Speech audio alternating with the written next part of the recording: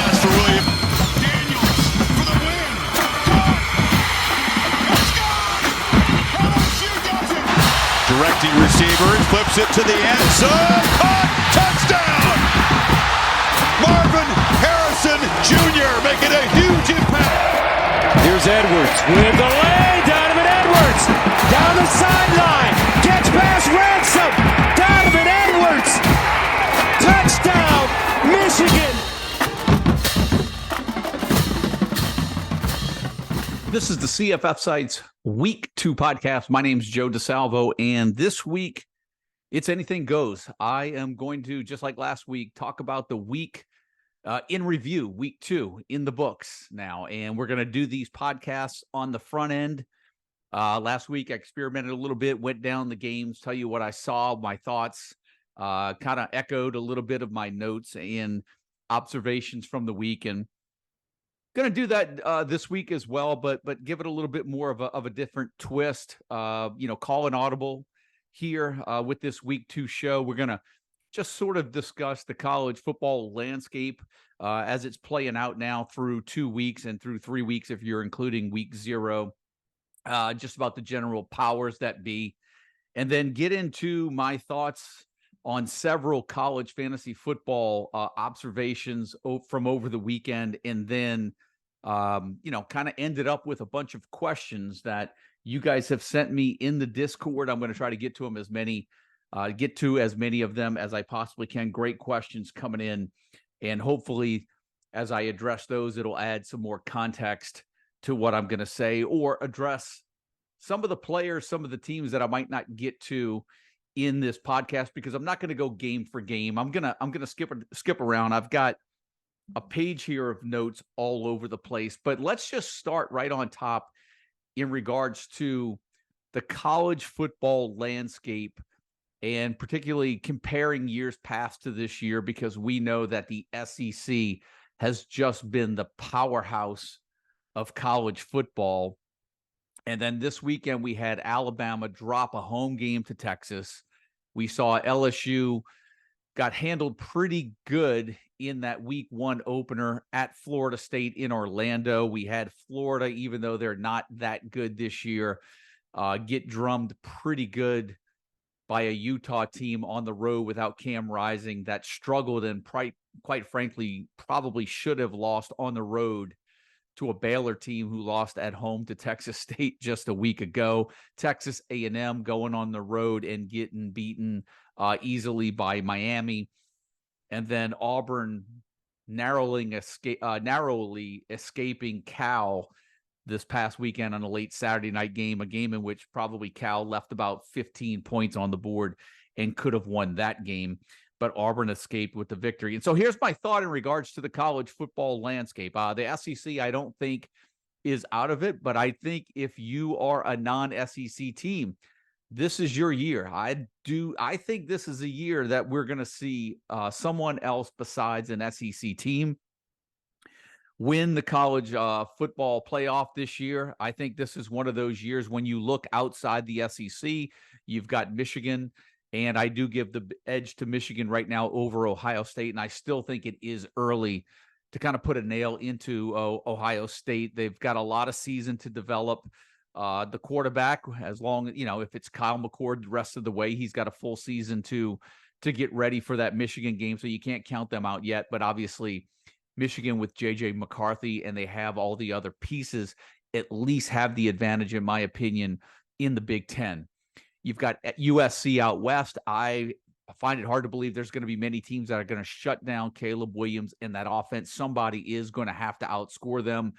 Eventually, USC will have to make a stop somewhere along the way, but I do think that they're going to be favorites to make it to the college football playoffs. And then obviously now, with that win over Bama, Texas kind of staking their claim as maybe the top team in the Big 12 this year, and I think they're going to be tough to beat. We spoke about this in the preseason. On paper, there was a lot to like about that Texas roster, and then going to Alabama and winning that game kind of put the rubber stamp of approval that, hey, they're going to be tough to beat this year. And so when I look at those teams, they're all going to make legitimate runs at the college football playoffs. But I have to tell you, when I watch Florida State play LSU, in my opinion, of all the teams that I've seen play so far, the Seminoles, in my opinion, have the look of the team that may be the program to beat this year in 2023.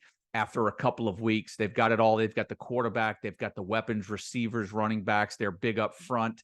They're athletic all over the place. And right now, if I had to pick one team as the favorite to win it all, I'm going to give the edge to Florida State. Now, by no means do I think the SEC is out of it. I think Georgia, very similar to Ohio State, they're basically just have to be ready for the end of the year. So, as long as they've got the pieces in place and they stay healthy, Georgia's going to be a tough for anyone to beat all the way through this. But the one SEC team that I'm not counting out yet, and I don't think Bama's going to be in it when all's said and done, I still think LSU has a chance to fight their way back into a title hunt, because I do think they can get through the West. I do think they can beat Bama. And look, they just didn't look ready to play in that week 1 opener, and some of it was them and some of it was Florida State. But I think by the end of the year, if LSU can hold serve, I think LSU can make a run at the end of the year, regroup. And remember, their only loss, if they're able to kind of run through, would be FSU, and that would probably work in their favor at the end of the year. And I think if look, it's no guarantee, but it looks like they've got the talent, at least on paper, that I think LSU can get through the SEC West, get to that SEC title game, and maybe give Georgia a run for their money in that title game. So Georgia, LSU are the SEC teams I'm not counting out. Then you've got Michigan, OSU, FSU, USC, Texas. Those are the other favorites, I think, in this. And I'm not putting Clemson in there.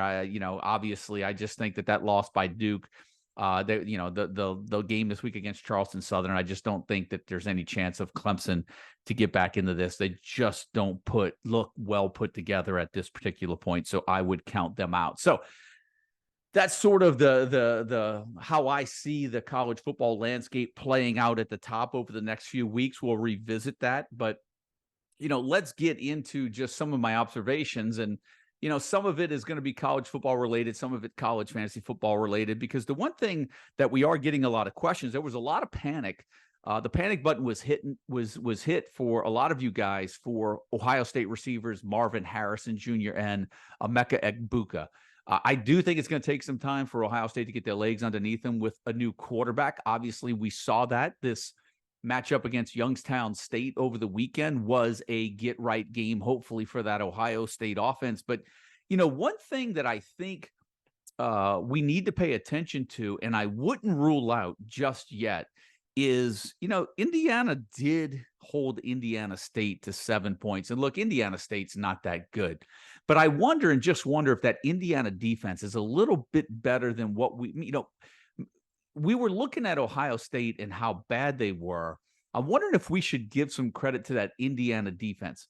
The only reason I say that is because this week Indiana gets Louisville, and Louisville's a favorite over Indiana this week. And I just wonder if that Indiana defense is a little better than what we thought, then maybe they give Louisville some trouble this weekend. So just sort of, hey, be on guard this weekend for you Jamari Thrash owners, that maybe Indiana's a little bit tougher on the defensive side of the ball than what we thought. So that's my thought right there on the Ohio State. I'll go ahead and revisit them because I think we're going to get some questions from them or about them from some of the members in the Discord. So I'll circle back to Ohio State receivers. But for me, it's no panic on Marvin Harrison Jr. It's no panic on Emeka Egbuka. I've got more concerns in the Ohio State backfield, where it just looks to be a committee approach right now. Will we see Travion Henderson just kind of separate himself? He certainly has the talent to do that. But again, I just mentioned, just a few minutes ago, for Ohio State, and I've been saying this now for months, I don't know if they're ready to run any running back into the ground, considering the injuries they have last year. Ohio State just needs to stay healthy, run the table, stay healthy for the end of the year, make it through the game again, and make it to that game against Michigan for winner take all, and, winner goes into the Big Ten championship game. But, I'm concerned on whether or not we're going to see a Travion Henderson get 17 carries a game. So I do think we're going to see Henderson get most of the work in that backfield, but I definitely see some rotation in that backfield from here on out. But I do think you're fine if you've got receivers Harrison Jr. and Egbuka. I think that they're going to be fine. I have no problem starting those guys every week, at least from what I've seen right now through 2 weeks. And then staying in the Big Ten, another situation that I want to touch on is the Penn State running back situation. I know there were some that were high on Nick Singleton at the beginning of the year. I know myself was quite concerned about the rotation. I wasn't quite high on Singleton because I was worried about the presence of Kaytron Allen. I know Singleton scored 3 touchdowns this past weekend, but it certainly looks like a split backfield to me, and we may be in a similar situation in 2023 with both of those guys as we were in 2022. At least that's how I see it playing out from here on out. Utah running back situation. A lot of people hitting the panic button on Ja'Quinden Jackson after that opener against Florida. We know that he got a little dinged up and wasn't right in the game, didn't really play a lot, came back this past week. I'm sure a lot of his fantasy owners are breathing a sigh of relief that he got a lot of work this past weekend. And look, Cam Rising's not even back yet. I think you're going to see them ride Jackson a little bit more once when Rising gets back, because they're really going to have a presence in the air, passing the ball, that's going to take some of the pressure off of that running game. And so I do think that when you see Rising gets back, I think you'll see Ja'Quinden Jackson really take off. And look, after the game this past weekend against Baylor, it was reported that Micah Bernard would miss the remainder of the year. And that, you know, I say this every year when Mike and I do all of our spring shows, preview shows, we never wish ill will or injury on any guy. But sometimes injuries are what you need in the college fantasy world to kind of get that split backfield or that running back by committee to streamline into a running back one situation or a workhorse situation. And that may be playing out with Utah. So let's see. They lose Micah Bernard. Cam Rising should be back soon. And I think you're going to see Ja'Quinden Jackson take off after that. So from there, you know, one place I want to go to is I want to jump to the Colorado, and I'm going to jump around. I've got a page full of notes here, so we're going to jump around all over the place. And I do want to touch on Colorado because I do think that when you looked at that matchup, I watched that matchup against Nebraska. Nebraska had them played perfectly through 2.5 quarters. And then Jeff Sims, let's just be honest, you know, he can't, if you can't handle a snap out of the shotgun and you didn't handle 2, I don't know what hope there is for Jeff Sims to play quarterback at the collegiate level anymore. I know he had that nice run, but I think if you're Matt Rule and Nebraska offense, I think you've got to move on. It's hard to say that because Sims is very athletic, but he's just a turnover machine. And things haven't improved since his days at Georgia Tech. And as a matter of fact, that was one thing I was going to touch on too. I mean, Georgia Tech goes out and upgrades their quarterback position. Haynes King is actually playing really well right now. And I even think he's worth a grab in some fantasy leagues based on your format. But Jeff Sims, no.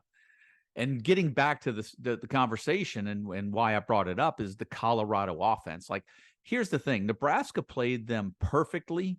And, you know, I can see a lot of fantasy owners and even a lot of people in just college football in general would have been like, hey, they finally ran into a pretty good defense. This is what's going to happen when they face a good defense. Was it fool's gold in week 1? Here's what I think. I don't think Colorado is as good as everybody is making them out to be, but they're certainly beating everybody and they're scoring a ton of points. They're putting up a ton of yards. They get Colorado State this week, so it's only going to look like they're even that much better. Shedeur Sanders looks like the real deal to me. I mean, look, he is making some incredible throws. You've got Xavier Weaver, you've got Horn, you've got Travis Hunter. They have some weapons in that Colorado offense. And let's be honest, most of the Pac-12 is going to be wide open.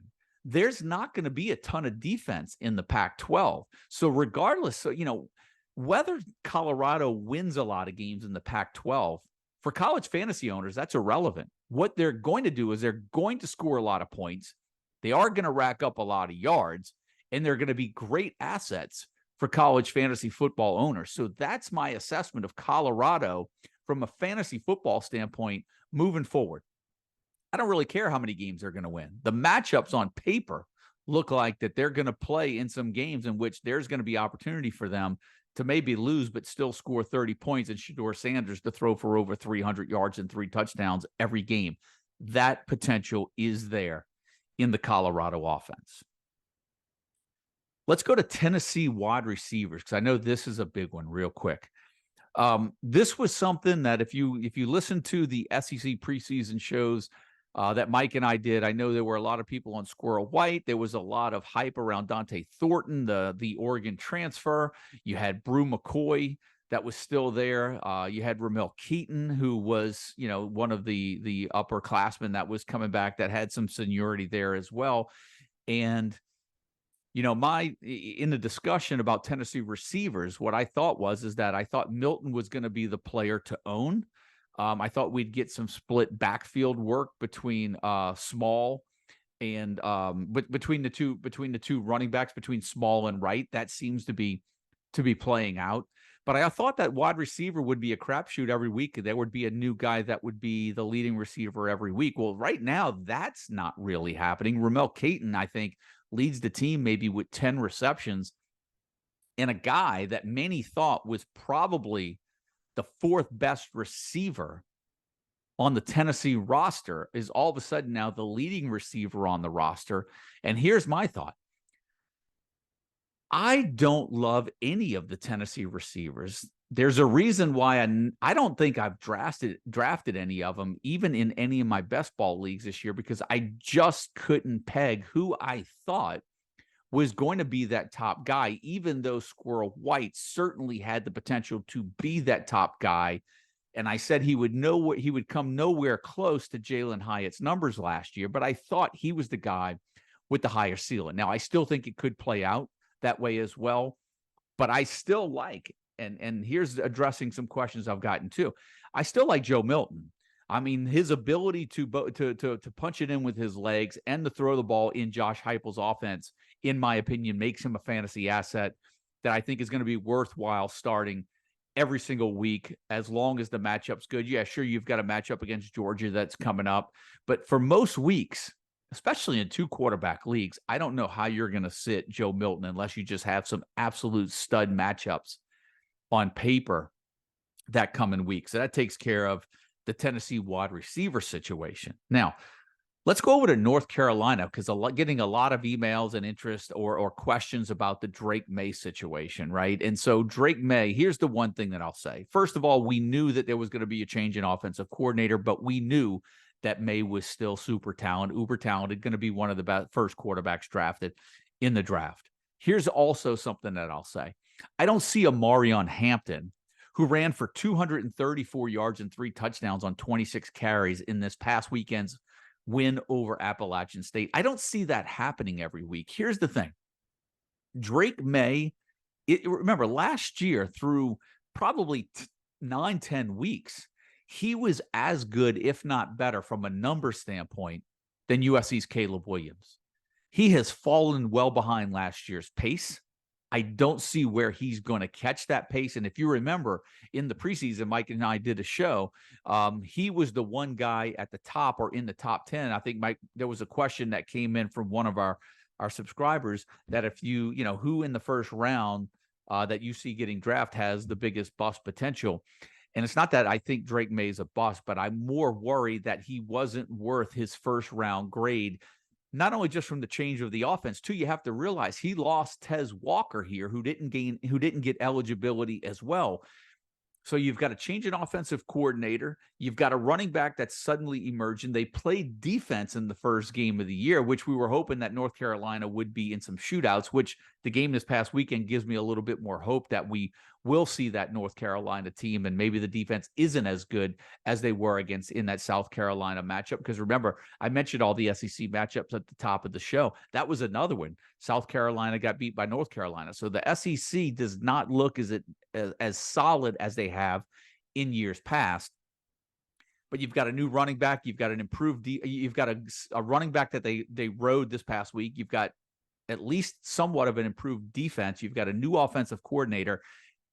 And quite honestly, they probably lost their best offensive weapon in Tez Walker, the transfer that didn't gain eligibility. Add all those things up, And all of a sudden now you probably have Drake May is more of a quarterback 2 than he is of quarterback 1. And so that's my thoughts on North Carolina quarterback Drake May. Now, I'm going to talk about another quarterback, and this is more in the G5 because I think it's worth mentioning. Bertie Manuel, quarterback, Central Michigan. And somebody put in the Discord this past week, like, didn't this look like a no-brainer? What are we missing on Bertie Manuel? And I actually responded to that, and I said, yeah, you would think it would be, even though there's no guarantee. I have to be honest with you. I'm still not uber high on Bert Emanuel, quarterback of Central Michigan, even though he is going to get a ton of carries, and there's going to be some games where he probably comes close to 200 yards rushing and maybe gets 2 or 3 touchdowns. But I'm really nervous because Central Michigan barely won this past. I don't even know if they won. I'd have to check the score, but I know that they are not very good. And what I'm really worried is that they're going to get into a situation where they're going to have to throw. And even though you're going to get some of those really good games from Bertie Manuel as a runner, what I'm really worried about is 2 and maybe 3 times you get burned where he gets pulled because they're behind. They have to throw the ball. All of a sudden, he's 2 for 10 and threw 2 interceptions, and they've got to play from behind, right? Remember, yeah, I just checked. They beat New Hampshire this past week, 45-42. I know they play in the MAC, but they're not going to play many games like that. They're not going to play many New Hampshires from here on out. They're at least going to play some decent teams in the MAC. And what I'm just worried about is, sure, he's going to have another 3-4 of those games that he just had this past week, but he's also going to have 2 or 3 average games, and he's probably going to have 2 or 3 games where, hey, if you're in a single quarterback league or 2 quarterback league, and he gives you single digits one week, that's what I'm concerned about with Bertie Manuel. So that's why I don't particularly like him as a fantasy asset. I sometimes worry, especially in a 2 quarterback league.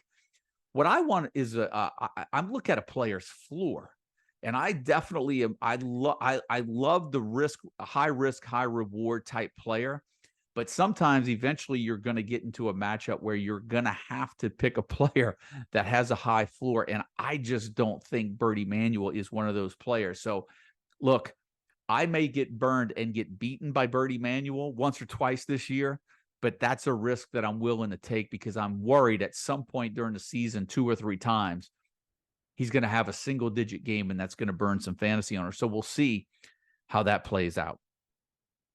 SMU. Let's talk about SMU because I am right now, 2 weeks into the season, willing to waive. Look, and here's the thing: I own my stuff, right? I am willing to wave the white flag right now on Jordan Curley, wide receiver SMU, who I was very high on, had a tremendous spring, and by all accounts, he was going to be the go-to target for Preston Stone going into the 2023 season. Not Rashee Rice, but maybe Rashee Rice light, right? Mike and I talked about that. We didn't think we'd see anybody get that type of target and volume share, but it's nowhere close right now. You had 2, 4, 6, 8, 10 guys catch a pass against Oklahoma. Next week, SMU gets Prairie View A&M. I can see another 8 to 10 guys catching a pass in that game, and all of a sudden, you've gone 3 weeks, and we may still, even though it looks like Jake Bailey may be their top receiver, I don't think we really even know who SMU's top receiver will be until we're 5 or 6 weeks into this season.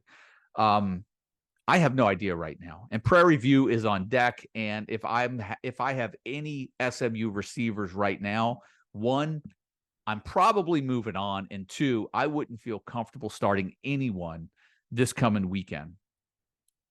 Now let's talk about another player they're getting a lot of emails on, and that's Pitt's Rodney Hammond. And look, here's one thing that I'll say, and let's give credit where credit's due. That seemed like a painful game for anybody, not only, and I have shares of Rodney Hammond, but Phil Jurkovec didn't play well as a quarterback. It looked like Pitt's offense is just not in sync. It's just not there right now. Not even close to where they were a year ago. I also think we should not undervalue or underestimate how good of a job that coaching staff is doing there, because when Luke Fickell left Cincinnati and went to Wisconsin, We thought that it was complete rebuild. Cupboard was bare. Satterfield was bringing in Emory Jones at quarterback, who has, this was what, his third program.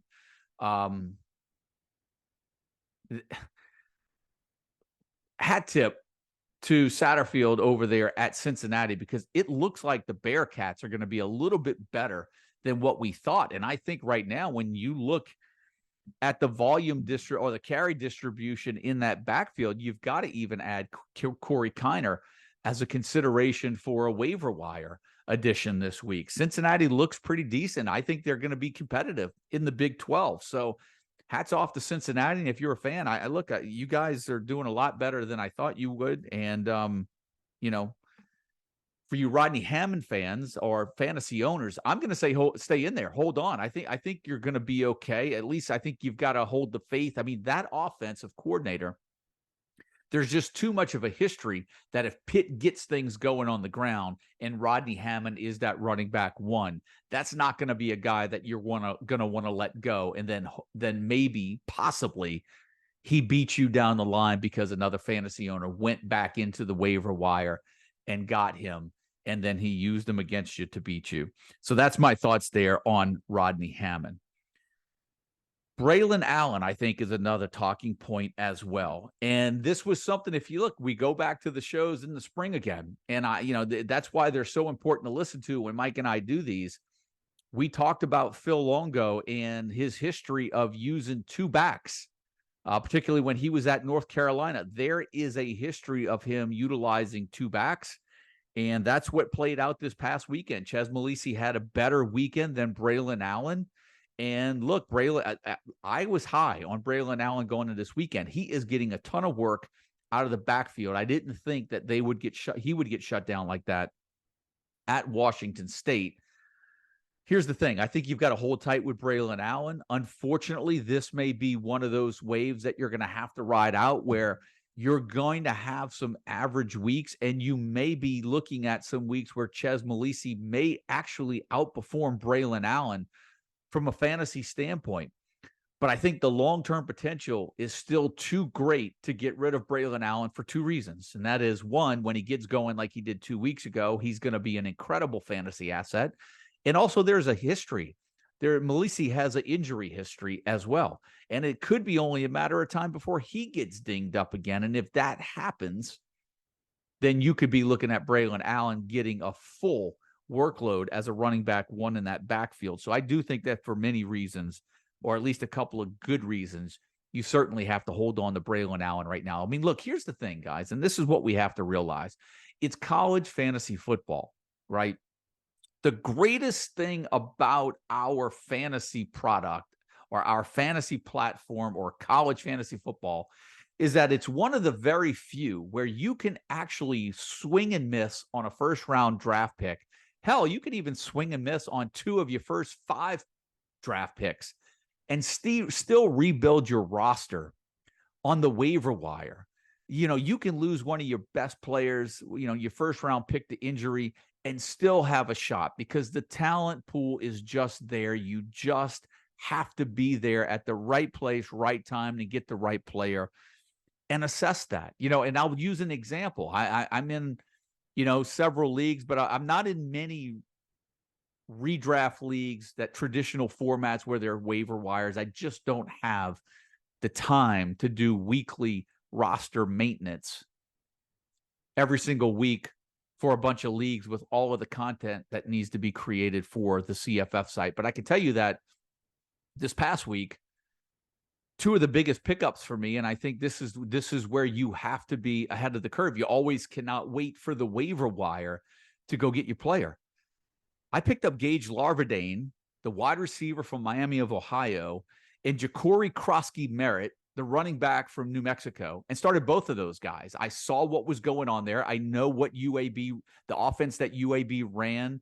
The guy that ran the offense is over at New Mexico now. I know he brought in Ja'Cory Krosky-Merritt from, I think it was Alabama State or Alabama A&M FCS transfer. He was named the starter. He looked decent. in that opener against Texas A&M, and I started that guy. 12, 162, and 3 he went for this past weekend. Gage Larvadain I think he had like 12 targets in that opener for Miami of Ohio. He went for 8, 270, and 3 this past weekend, and I think he fumbled the ball into an end zone and maybe almost had a 4th touchdown. That's where you have to get a little bit ahead of the game with some of these moves. And you've got to say, what does my roster look like? Do I really see myself playing this guy down the line?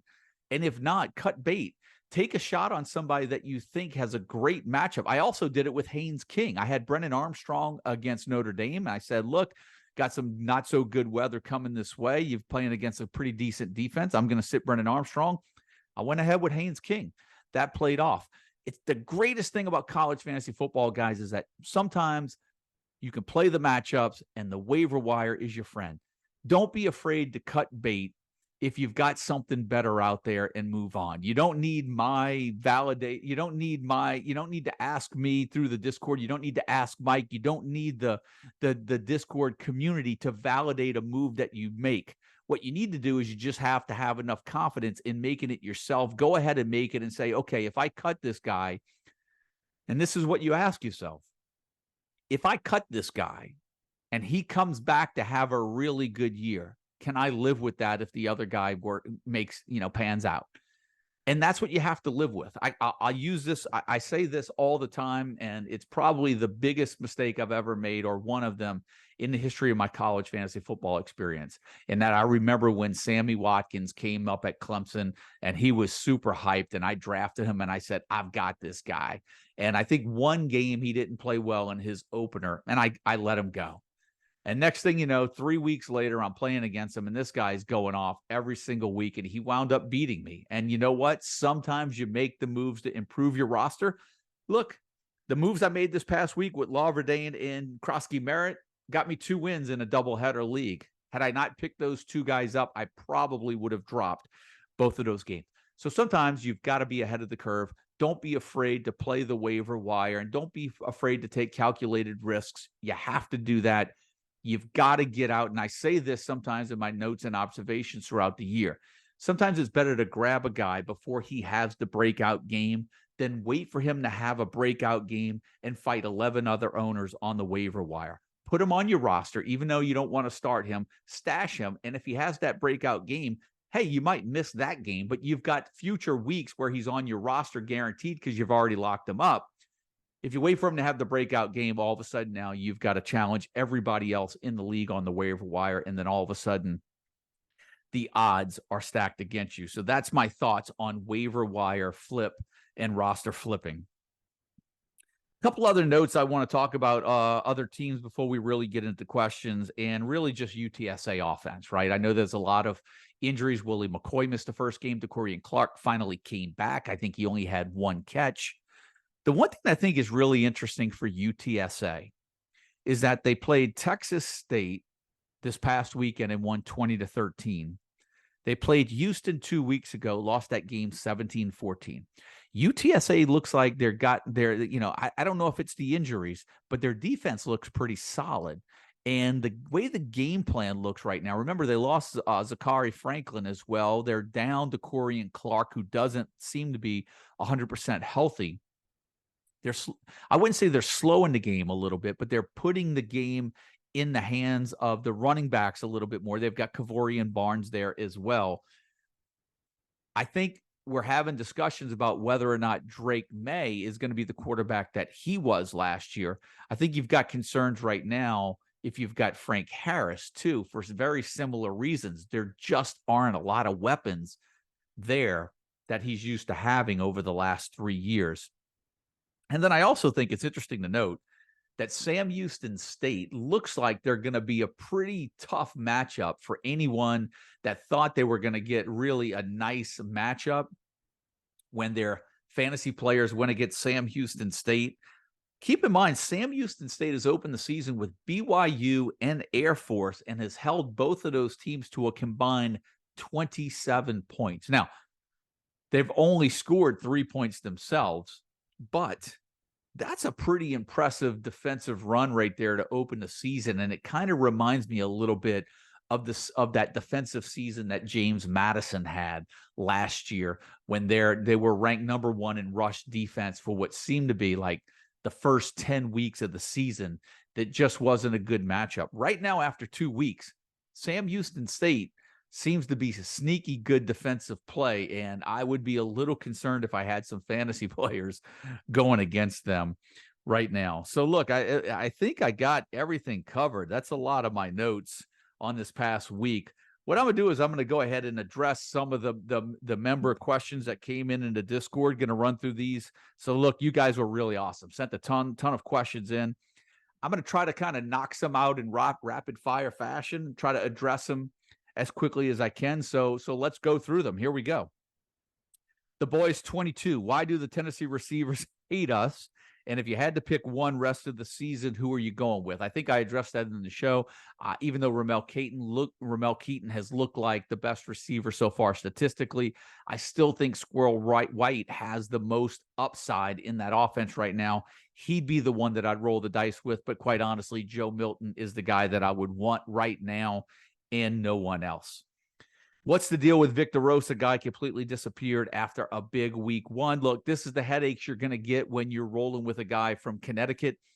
Victor Rosa is not an elite running back, but he is very solid for Connecticut. And that's the risk that you take sometimes when you start a Connecticut running back, is you're going to get some of these weeks. I would say that they're going to be far and few between for Victor Rosa this year, but you just got a bad week, and that happens all the time. Just ask some of those fantasy owners right now of Drake May, Braylon Allen, Victor Rosa. Those owners are not by themselves this week. And that was Moss in 97 that asked that. Now, Meeps. Great name. Drake May, ? Mayday. What do we do with him? I think I just addressed my situation with Drake May. I think that's what I see for him in the future. What you really have to decide, and what you would need to decide, is, do you want to move on from him and maybe trade him? I think that is the situation, if you want to move on from Drake May, that you have to start exploring. Bedtime 37, time to push the panic button on Braylon Allen, ? I addressed that as well, right? We've got to be really cognizant of the fact that Phil Longo is the offensive coordinator. He does have a history of using 2 backs when he's had them. And I think we've got to hold on to Braylon Allen. It's not panic time, but the presence of Ches Melisi is going to give fantasy owners some headaches this year. Who are some of the guys who went undrafted at tight end who you could see making impacts moving forward? Wow. This could be a really long list, because I feel like tight end is a position that's really, really tough to judge in the preseason until you really start seeing games play out. And then all of a sudden week 1 went by. Some tight ends made plays. People jump on them. Mark Redmond over at San Diego State.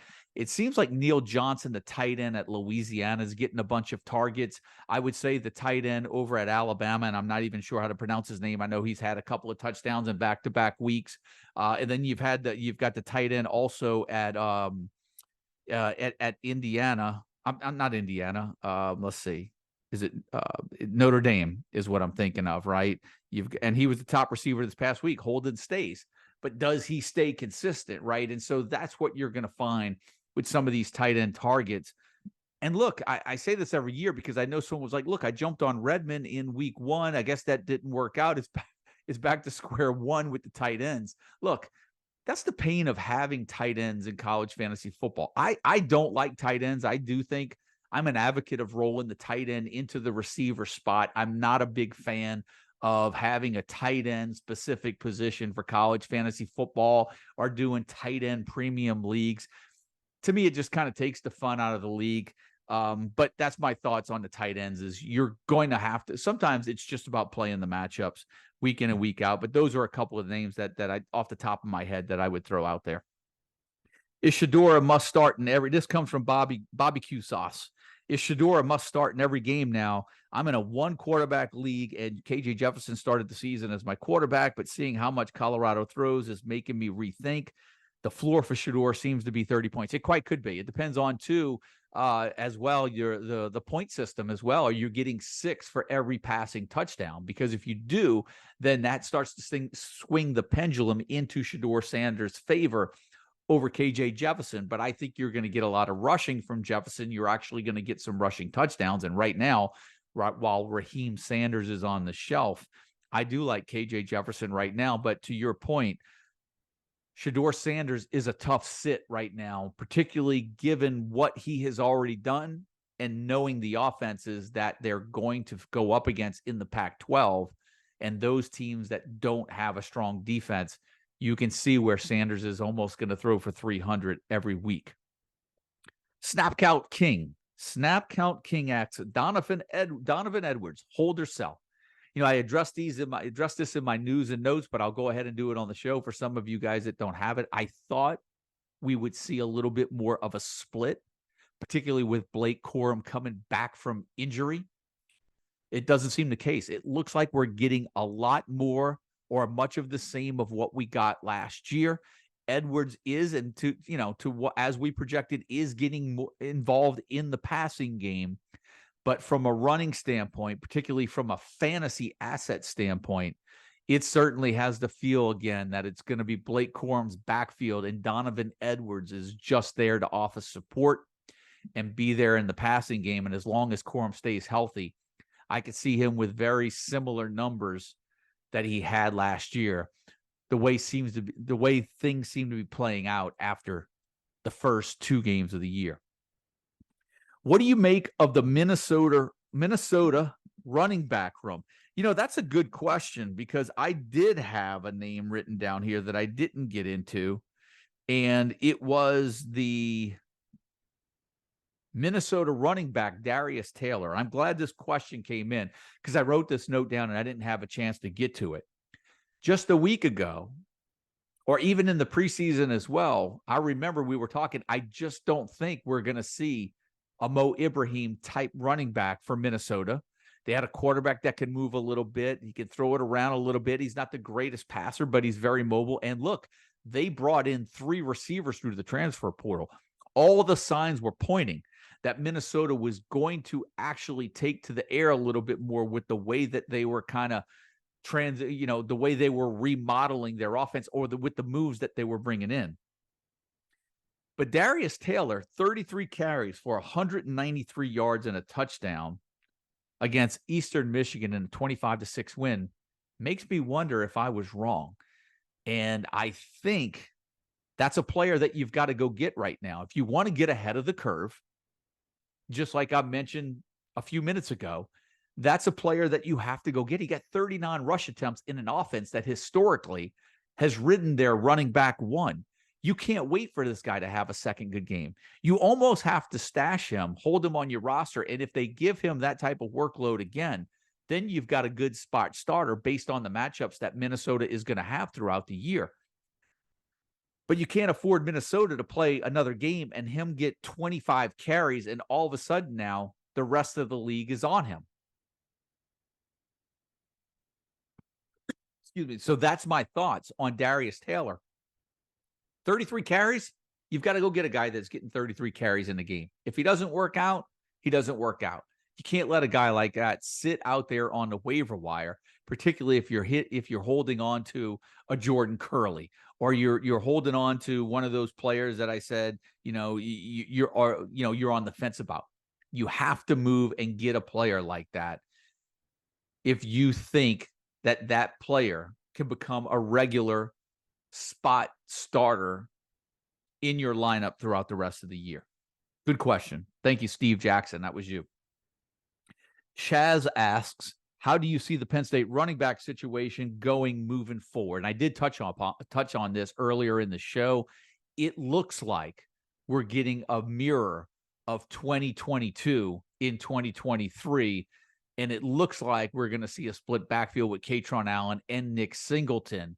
And much like we're seeing over at Boise State right now, where George Halani didn't play this past weekend and Ashton Jeanty went off, which is something that Mike and I talked about in the beginning of the year. Unless Allen or Singleton get hurt, I think you're going to see both of those guys split time for most of the year. And I think the only way you're going to see one guy get the full lion's share or get a heavy workload is if one of them goes down for an extended period of time. Intel gut feeling on Dalvin Smith. Look, I'm not right now. Malachi Corley obviously is the receiver that we want. It looks like he was probably held out for precautionary reasons. We know that they're not going to need him in a lot of matchups. They just, they want to get the kid healthy. That was not a matchup that they were going to struggle with. I wonder how many matchups like that Western Kentucky is going to have, and that's what you're going to have to worry about if you have any other player receiver on Western Kentucky besides Malachi Corley, is just, are there going to be enough targets to go around if Western Kentucky dominates, which is why Austin Reed and Malachi Corley got all the hype for us and why we were a little hesitant on other players. Dalvin Smith, we was the next highest on, but we'll have to see how his situation plays out. Zulu Tango asked that, and he also asked, second part of the question, latest Texas running back situation with Brooks and Baxter. And I think it's a hold right now. I know someone that has Brooks, and I know someone that has Baxter, and my suggestion is that you've got to hold on to both of them right now. And the reason I say that is that Texas win right now over Alabama changes everything. Because it's not about numbers. It's not about getting Bijan Robinson a Heisman or seeing which running back you can roll up 1,200 rushing yards with and get 16 touchdowns.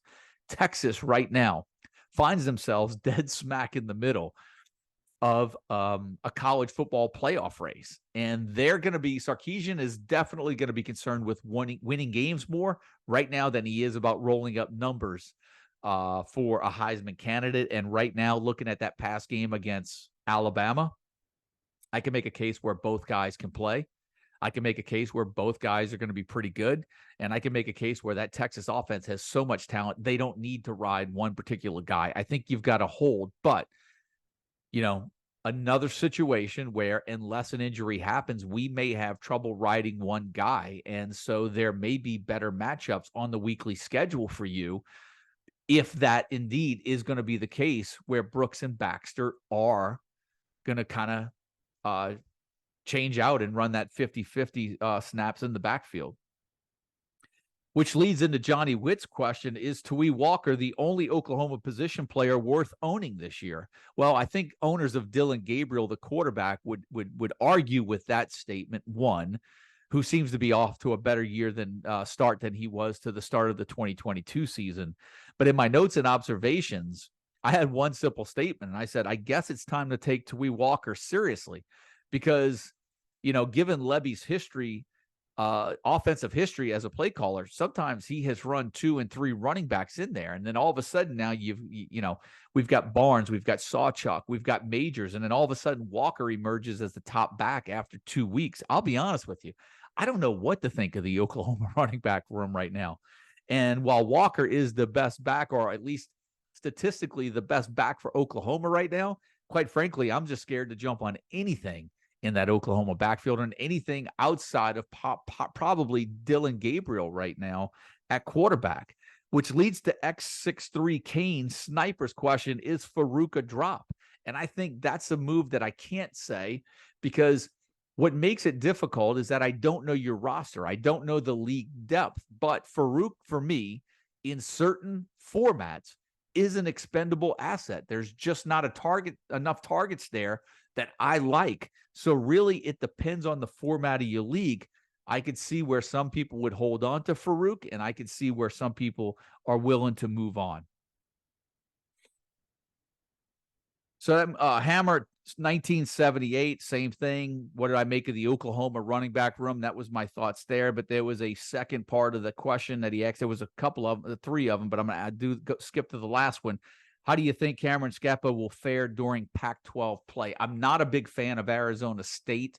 I do think that they're going to struggle this year, but it seems like he's going to be their go-to out of the backfield. And I think, when you're looking at him as a running back 3 and possibly a flex option, I've got no problem with holding onto him in that type of a situation. Baton Rouge Tigers asks, worth holding on to Ollie Gordon? ?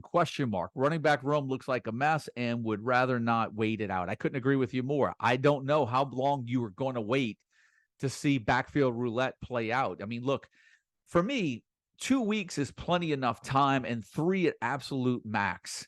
You got to realize after 3 weeks, for most of you guys, that's a third of the almost a third of the college fantasy football regular season. If you're playing in a head-to-head format, I don't know if you can wait more than 2 and definitely more than 3 weeks before you start moving off of guys that are just not doing anything, because I say it all the time. Not only do you need guys that are going to give you some really some high ceiling weeks, you've also got to have some depth on your bench, because now we're getting into the weeks where there are going to be bye weeks. And you no longer can afford to hold on a guy after this. By week 3, you have to have a guy that's going to be at least giving you consistent snaps every single week, giving you enough carries, that's getting enough targets. He may not be posting the best numbers, but the potential's there if you have to start him. And that's my concern right now with the Oklahoma State backfield. 863 Kane Sniper did ask, again, what are you doing with Roddy Hammond? I did address that one.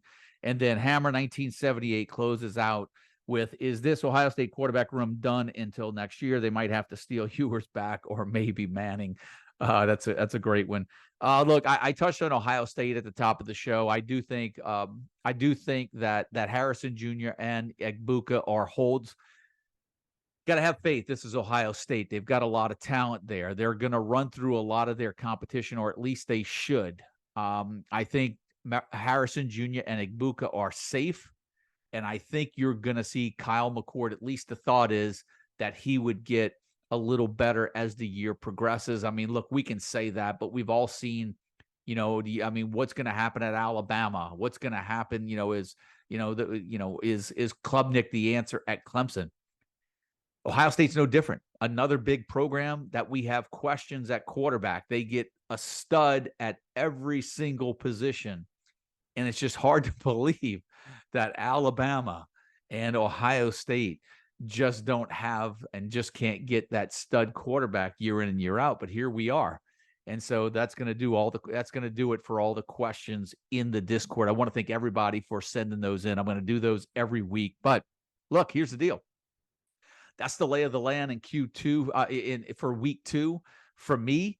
That was some of the big things, my biggest takeaways of the week, just from the elite teams in college football in general. My assessment of some of the college fantasy football notes and nuggets going on, and my thoughts on some of the players. There are just too many players and too many games to tackle them one by one. But your questions will help every week. I'm gonna, if you are not if you don't have an All-American or Heisman level membership, come in, even upgrade, get in. That's the place to be, especially on game days and over the weekends. A lot of news buzzing, flying around. A lot of the community helping each other out with roster moves, lineup changes, and whatnot.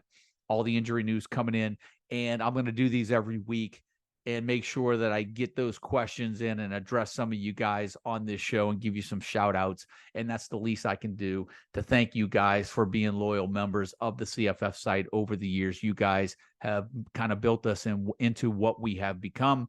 And it's one big, great college fantasy football community. And it's a big thank you to you guys. So listen, that's going to do it for the week 2 show. My name's Joe DeSalvo, the voice of the CFF site, and I'll see you guys after week 3.